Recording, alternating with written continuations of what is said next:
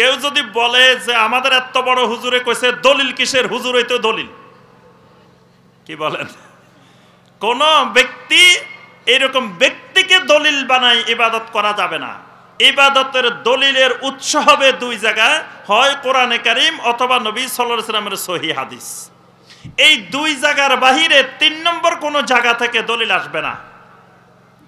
এজন্য স্বপ্নের মাধ্যমে কোনো দলিল আসবে না, কাশফের মাধ্যমে কোনো দলিল আসবে না, ফয়েজের মাধ্যমে কোনো দলিল আসবে না, দর্শন ফিলোসফির মাধ্যমে কোনো দলিল আসবে না, বিজ্ঞানের মাধ্যমে কোনো দলিল আসবে না, যুক্তির মাধ্যমে কোনো দলিল আসবে না, আকলের মাধ্যমে কোনো দলিল আসবে না। দলিল আসবে এই দুই জায়গা থেকে, এর বাহিরে দলিল আসার সুযোগ নাই। তাহলে হালাল হারামের এই সূত্র বুঝছেন তো ভালো করে।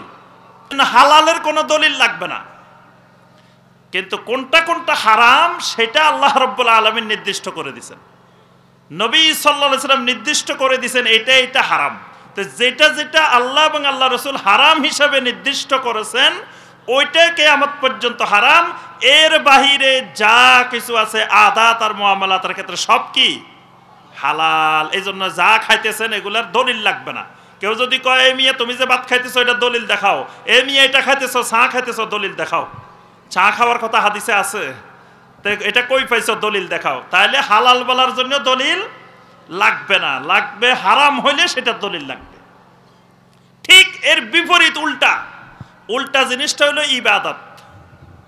এর বিপরীত হলো কি ইবাদত। ইবাদতের ক্ষেত্রে নিয়মটা ব্যতিক্রম। মুআমালাতের ক্ষেত্রে, আদাতের ক্ষেত্রে সমস্ত জিনিস হালাল যতক্ষণ না হারামের দলিল পাওয়া যাবে। আর ইবাদতের ক্ষেত্রে সমস্ত ইবাদত নিষিদ্ধ, হারাম, কোনো ইবাদত করা যাবে না যতক্ষণ ইবাদতটা করার দলিল পাওয়া না যাবে। বুঝে আসছে? ইবাদতের সূত্র ভিন্ন, আদাত মুআমালাতের সূত্র ভিন্ন।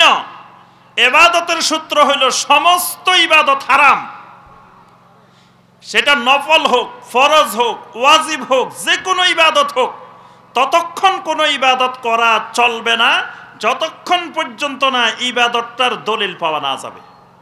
এই জন্য ইবাদতকে বলা হয় তাওয়াক্কুফিয়া। তাওয়াক্কুফ মানে যারা সৌদি আরবে গেছেন, আরব দেশে গেছেন, দেখেছেন 3 রাস্তার মোড়, 4 রাস্তার মোড়, এই মোড়ে যেই সিগন্যাল লাইটগুলো জ্বলে এটাকে বলা হয় তাওয়াক্কুফ। ইবাদত করতে হলে এইরকম রাস্তার মোড়ে যায় দাঁড়ায় থাকতে হবে, সিগন্যাল দেখতে হবে।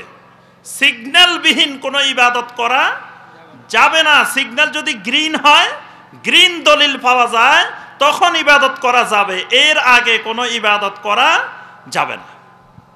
এই জন্য একটা নফল ইবাদত করতে গেলেও দলিল লাগবে। একটা ছোট্ট নফল ইবাদত দলিলবিহীন করার কোনো সুযোগ নাই।